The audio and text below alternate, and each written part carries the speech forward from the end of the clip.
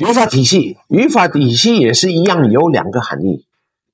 第一个含义是什么？是指的是语法系统 berarti ini sistemnya 即客观存在的语法事实 tetap itu the objective truth of how this grammar is being applied and used 语法规律的系统就是说语法是各种规则交织成的整体。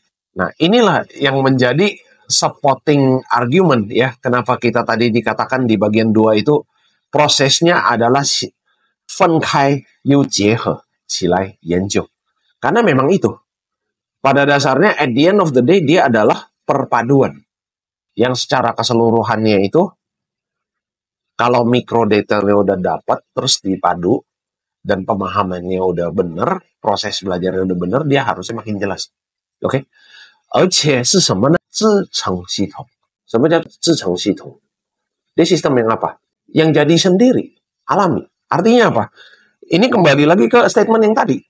So, if you are having difficulty learning this, kalau kalian berkesulitan mempelajari ini, dan kesulitannya adalah gue makin belajar, gue makin pusing, itu udah pasti rute prosesnya ada yang salah. Begitu yang di rute prosesnya itu diperbaiki, dia langsung autocorrect. Karena seharusnya sistem ini yang sealami itu terjadi dan kita bedah-bedahnya udah ngerti terus gabungnya juga menjadi lebih jelas. Lantas kenapa dia dipelajari makin dipelajari malah makin pusing? Ini kan nggak logis, nggak make sense. So something must be wrong in the process. Nah, itu aja dicek ulang apanya yang salah. Mungkin di satu sisi ada pengertian yang salah sehingga dia menjadi nila di dalam susu sebelangnya itu,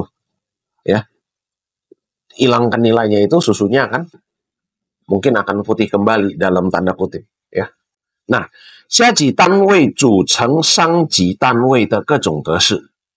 Oke, jadi saya ulang 下级单位组成上级单位的各种格式，形成各种规则。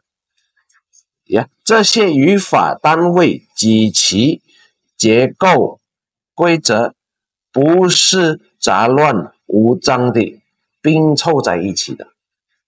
Berarti structurally speaking dia sebenarnya sistemik dan dia bukan sembarangan acak-adut. Nah, tinggal di sini apa itu yang 下级单位, apa yang 上级单位. Begitu kita tahu posisinya, matchingnya harusnya udah lebih mudah. 而是互相联系、互相制约，形成一组组织严密的网络。另一个是指语法学说的系统，它是语法学根据自己的观点，在研究和解释语法事实时所用的分析方法、分析语数等的系统。Nah, di sini perlu dititikberatkan satu poin dulu. 它是语法学者根据自己的观点。Ini kontennya harus tetap objektif tapi walaupun tadi sempat dikatakan dia bisa menjadi 包含主观性的方面， tapi tetap memang harus objektif. Kenapa? Ya karena 语法 itu pada dasarnya dia butuh apa? 要有个客观存在的语法事实。Dan sistem ini juga dikatakan tadi apa? 它并不是杂乱无章的拼凑在一起。Jadi subjektif-subjektifnya pandangan si orang ini, dia tetap harus berada di koridor objektif yang memang sudah terstruktur sedemikian rupa. Elemen-elemen yang kita sebut sangji sama xiaji itu sebenarnya apa saja? Kalau kita lihat dari graf ini, jelas ya.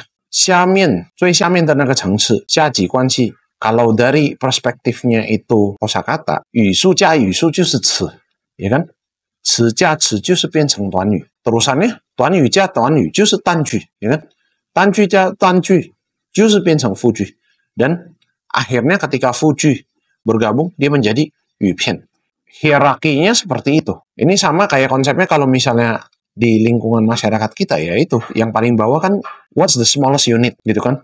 最小的那个部分 tekanlah keluarga gitu kan. Lalu keluarga sama keluarga satu komplek gitu kan. Satu komplek dikumpulin jadi satu RT. Satu RT dengan RT yang lain gabung itu satu RW gitu kan. Satu RW dan satu RW dan digabungin satu lurah. Satu lurah dengan lurah yang lainnya digabungin under satu kecamatan dan seterusnya kan. Sampai provinsi. Ya itu sangsiaji kuansinya kayak gitu. Ya. Dan mereka sebagai counterbalance satu sama lain. Jadi cross-checkingnya adalah apa? Kita harus lihat up-down. Memang seperti itu. Nah, kalau misalnya kita lihat lagi, format yang mungkin sedikit berbeda ya, kita cross-compare ya. Kalau misalnya kita bicaranya, kita kesampingkan dulu mungkin tata bahasa, Yufa kita kesampingkan dulu, terus kita masuk ke apa? Mungkin klasifikasinya seperti fonologi, morfologi, dan sintaksis. Ya, sintaksis kan Yufa, ya kan? Morfologi apa? Suhui, ya kan? Fokusnya ke situ. Lalu kalau fonologi ya berarti kan suaranya gitu kan. Nah, suara juga kan bunyi-bunyi juga kan ada vokal konsonan, ya kan? Bunyinya huruf mati dan huruf hidup dan sebagainya gitu kan. Nah, itu Yenin sama Fuyin itu kan jadi Ince gitu kan. Lalu Ince sama Ince jadi Yusu. Ya, kalau secara fonologi from a phonological perspective gitu kan. Nah, kalau misalnya ada aksara ada nggak klasifikasi sangsiaci kayak gitu? Ada juga. Bedanya karena di dalam bahasa ini, kalau kita bicara Hanzi itu kan ya komponennya apa? Bentuk hurufnya sama cara bacanya kan. If we combine the two, berarti sangsiaci untuk bunyinya sama sangsiaci untuk bentuknya, ya kan? Nah, sangsiaci untuk bunyinya apa? Di sini ada, ya kalau kita pakai sistem Pinyin, ya itu berarti kan zimu kan, ya kan? B ketemu A, combine jadi injenya apa? Pa, gitu kan? T ketemu I, combine menjadi inje, sebutnya T, gitu kan? Nah, terus kalau kalau misalnya kita nggak pakai Pinyin sekalipun, Zuinfu, hal morfo juga dasarnya kan ada kan? Ya kan? Se, jaang, jadi chang, gitu kan? Ya kan?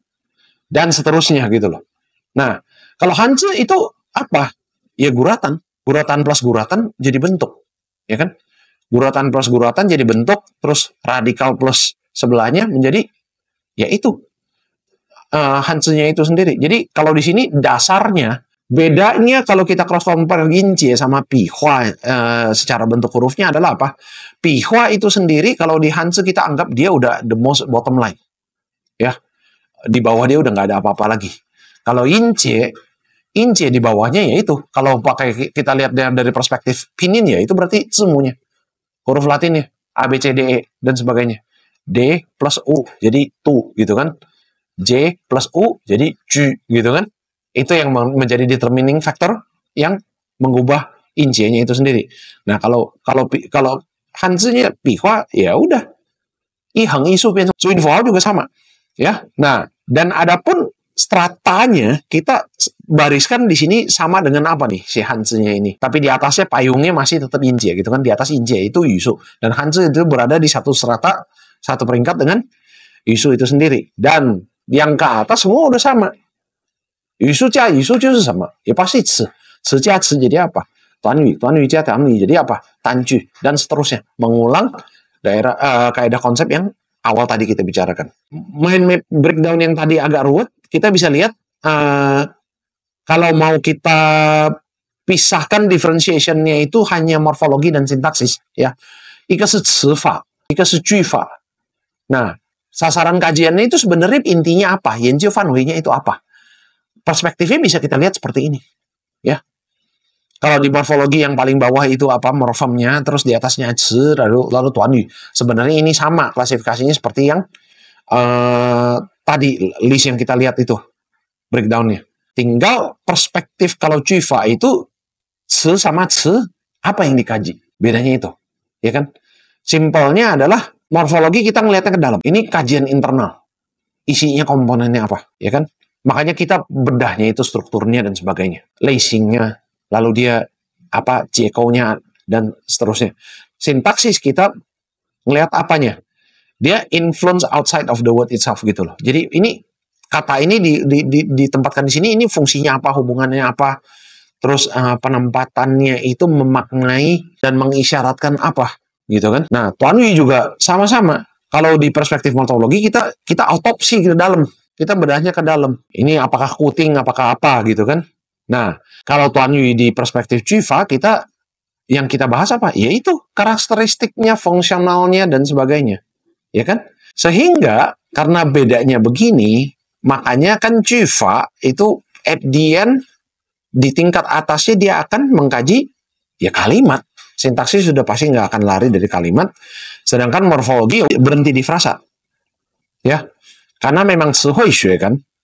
Ngapain Sihuixue mengkaji kalimat? Adapun kalau misalnya kita paksakan kaji kalimat dengan kacamata morfologi, itu yang kita kaji juga apa? Ya tetap aja bedah internal. Bisa dikatakan, 换句话来说，词汇学是静态的， ya, dia statik. Cifa itu gimana? Lawannya Qingtai apa? Ya udah pasti Tongtai.